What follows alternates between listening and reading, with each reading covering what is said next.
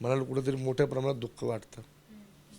मुख्यमंत्र्यांशी तुमचं काही बोलणं झालेलं होतं का या संदर्भामध्ये?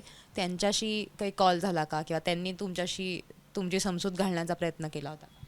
त्या विषयावर मी थोडं बोलणं टाळणार आहे, कारण की देवेंद्रजींनी खूप काही माझ्यासाठी केलं या ज्या 1-2 दिवसाच्या घडामोडी झाल्या त्याच्यासाठी. परंतु देवाभाऊसुद्धा खूप मोठ्या प्रमाणात नाराज आहे त्यांच्यावर.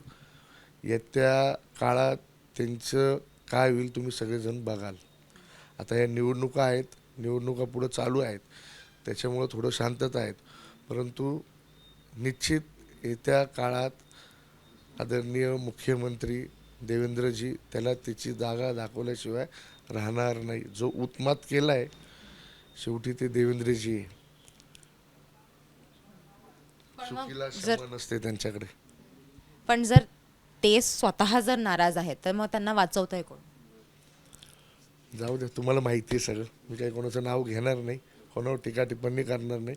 आज फक्त मी भाऊक आहे. मी जनतेच्या दारात जाईल, जनता माझ्याबरोबर आहे.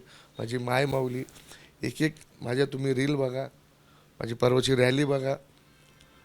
एक एक माझ्या आया बहिणीच्या डोळ्यात, ज्येष्ठ श्रेष्ठांच्या डोळ्यात पाणी आहे.